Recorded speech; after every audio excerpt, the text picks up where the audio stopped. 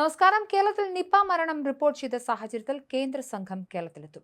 National outbreak response team സംസ്ഥാനം സന്ദർശിക്കും. നിലവിൽ ആശങ്കപ്പെടേണ്ട സാഹചര്യമില്ലെന്നാണ് മന്ത്രാലയത്തിന്റെ വിലയിരുത്തൽ. മുൻകരുതൽ നടപടിയുടെ ഭാഗം കൂടിയായിട്ടാകും കേന്ദ്ര സംഘം കേരളത്തിലെത്തുക. കോഴിക്കോട് സ്വകാര്യ ആശുപത്രിയിൽ മസ്തിഷ്ക മരണം സ്ഥിരീകരിച്ച മലപ്പുറം സ്വദേശിയായ യുവതിക്കാണ് നിപ സ്ഥിരീകരിച്ചത്. അതേസമയം പാലക്കാട് തച്ചനാട്ടുകരയിൽ നിപ സ്ഥിരീകരിച്ച യുവതിയെ പെരിന്തൽമണ്ണ മൗലാന ആശുപത്രിയിൽ നിന്നും കോഴിക്കോട് മെഡിക്കൽ കോളേജിലേക്ക് മാറ്റി. യുവതിയുടെ സമ്പർക്ക പട്ടികയിലുള്ള 10 വയസ്സുകാരിയെ നേരിയ പനിയെ തുടർന്ന് മഞ്ചേരി മെഡിക്കൽ കോളേജിൽ പ്രവേശിപ്പിച്ചിട്ടുണ്ട്. പെൺകുട്ടിയുടെ ആരോഗ്യനില തൃപ്തികരമെന്നും ഡോക്ടർമാർ അറിയിച്ചിട്ടുണ്ട്. ശവം പരിശോധനയ്ക്ക് അയച്ചിട്ടുണ്ട്.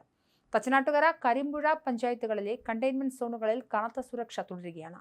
അതേസമയം നിപ ബാധിതയായി കോഴിക്കോട് മെഡിക്കൽ കോളേജിൽ ചികിത്സയിൽ തുടരുന്ന പാലക്കാട് സ്വദേശിയുടെ നില ഗുരുതരമായി തുടരുകയാണ്. യുവതിക്ക് മോണോക്ലോസൽ ആന്റിബോഡി നൽകി തുടങ്ങിയെന്നും ആരോഗ്യവകുപ്പ് മന്ത്രി വീണ ജോർജ് അറിയിച്ചു. മറ്റ് വിദഗ്ധ ചികിത്സയും യുവതിക്ക് നൽകി വരികയാണെന്നും മന്ത്രി വ്യക്തമാക്കി. യുവതിയുടെ പ്രാഥമിക സമ്പർക്ക പട്ടികയിൽ 100 പേർ ഉൾപ്പെട്ടിട്ടുണ്ട്. ഹൈറിസ്ക് കോൺടാക്റ്റ് ഉള്ളത് 52 പേർക്കാണ്. ഇതിനിടെ 4 പേരുടെ സാമ്പിൾ പരിശോധനാ ഫലം ഇന്ന് ഉച്ചയ്ക്ക് ലഭിക്കും. നിപ ബാധിതയുടെ മകൻ കോഴിക്കോട് മെഡിക്കൽ കോളേജ് ആശുപത്രിയിൽ ഐസൊലേഷനിലാണ് നിലവിൽ. 12 പേർ പാലക്കാട്, മഞ്ചേരി മെഡിക്കൽ കോളേജുകളായി ഐസൊലേഷനിലുണ്ട്.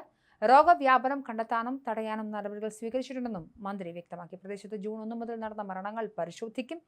ഇതേ കാലയളവിൽ ആർക്കെങ്കിലും മസ്തിഷ്ക ജ്വരം ബാധിച്ചിട്ടുണ്ടോ എന്നും പരിശോധിക്കുമെന്നും മന്ത്രി അറിയിച്ചു. വവാലുകളുടെ സാമ്പിൾ പരിശോധിക്കുന്നുണ്ടെന്നും വീണ ജോർജ് പറഞ്ഞു. ഇതിനിടെ നിപ ബാധിതരുടെ സമ്പർക്ക പട്ടികയിൽ ഉൾപ്പെട്ട ഒരാളെ കണ്ടെത്താനുണ്ട്.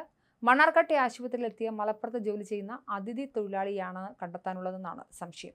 ഐസൊലേഷനിൽ കഴിയുന്നവരുടെ ആരോഗ്യനില തൃപ്തികരമാണെന്നും 3 കുട്ടികൾക്ക് പനി കണ്ടെത്തിയിട്ടെങ്കിലും ആശങ്കപ്പെടേണ്ട സാഹചര്യമെന്നും മന്ത്രി വ്യക്തമാക്കി. പാലക്കാട് 7, മഞ്ചേരി 4, കോഴിക്കോട് എന്നിങ്ങനെയാണ് ഐസൊലേഷനിൽ കഴിയുന്ന രോഗികളുടെ എണ്ണം.